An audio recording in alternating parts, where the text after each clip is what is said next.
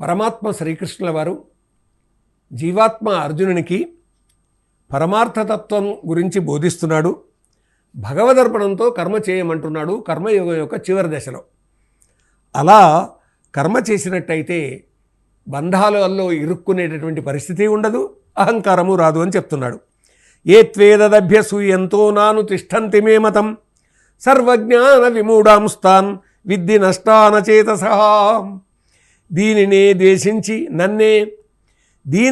ద్వేషించి నన్నే అనుసరించక ఉండువారలు బుద్ధిహీనులు జ్ఞానశూన్యులు చెడిన వారలుగా నెరుంగుము.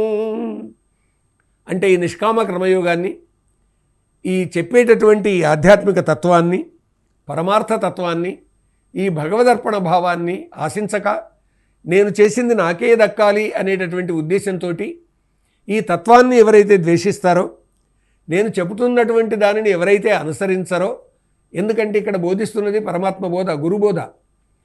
కాబట్టి ఏదైనా గురువుగారు తరగతి గదిలో చెప్పేటటువంటి సందర్భంగా దాన్ని వ్యతిరేకించిన విద్యార్థి ఏమవుతాడు? దాన్ని వ్యతిరేకించిన విద్యార్థి పరీక్షలో ఉత్తీర్ణుడు కాడు, ఫెయిల్ అవుతాడు.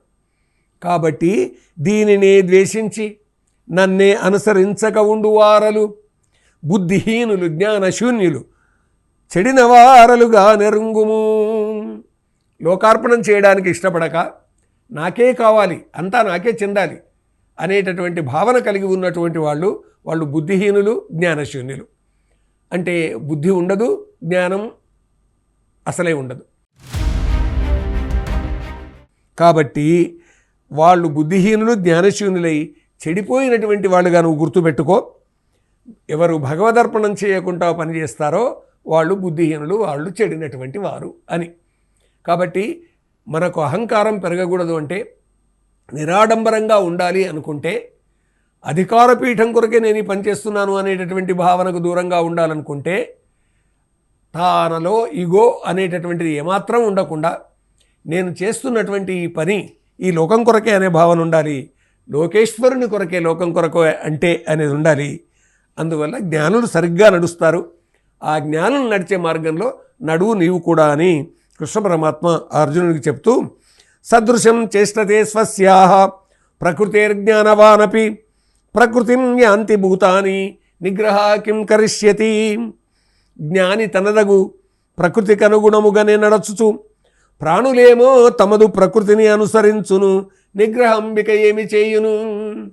జ్ఞానులైనటువంటి వారేమో సరిగా నడుస్తారు, కానీ మిగతా వారు ఇతర ప్రాణులు ప్రకృతి ఎలా చెప్తే అట్లా. ప్రకృతి గుణం ఉంటుంది లోన ఒకటి, దాన్ని ప్రాకృత గుణం అని అంటారు. అంటే అది లోన ఉంటుంది, కదలదు. ఒక్కోసారి చెప్తారనమాట, పుట్టినప్పుడు ఉన్నటువంటి ఈ బుద్ధి పుల్లల్లో పెట్టే వరకు పోదు అన్నటువంటిది అదే బుద్ధి అదే విధంగా ఉంటుంది.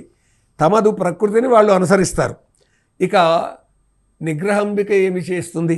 అందుకొరకే జ్ఞానిని ఇతరులు అనుసరించాలి.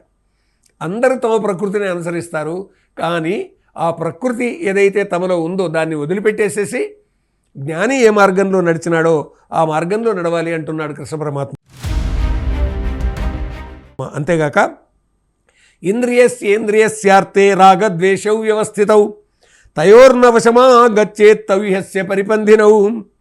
ఇంద్రియేంద్రియ విషయములందున రాగద్వేషములున్న వేర్పడి వాటికెవరును లొంగకూడదు, అవి మనిషికి శత్రులే కదా. ఇంద్రియాలు మనిషికి శత్రువులుగా వ్యవహరిస్తాయి. ఆ ఇంద్రియాలు ఏం చేస్తాయి? మనస్సును ప్రేరేపిస్తాయి. ఆ మనస్సు ఏం చేస్తుంది? బుద్ధిని కూడా నాశనం చేస్తుంది. కాబట్టి ఇంద్రియాలు డామినేట్ చేసేస్తాయి. దాని కారణంగా ఏమవుతాడు మనిషి? దానికి లొంగిపోయినటువంటి వాడు శత్రువుల మార్గంలో నడిచినట్టు అవుతుంది. కాబట్టి సరైనటువంటి మార్గాన్ని ఎన్నుకోడు. దుష్ట సంస్కారాలన్నీ మనిషిలోకి ప్రవేశిస్తాయి. కాబట్టి దుష్ట సంస్కారాలని నిరోధించాలి, కోరికల్ని పారద్రోలాలి, క్రోధాన్ని అరికట్టాలి, ఇంద్రియాలను నిగ్రహించాలి. ఆ విధంగా తనను తాను నిగ్రహించుకొని తాను చేసేటటువంటి కర్మ ఫలితం భగవదర్పణం అనేటటువంటి భావనతోటి ముందుకు నడవాలి. ఆ రకంగా ఎవరైతే నడుస్తారో వారు విజయాన్ని పొందుతారు అని కృష్ణ పరమాత్మ విజయునికి విజయోపదేశం చేశాడు ఈ విధంగా.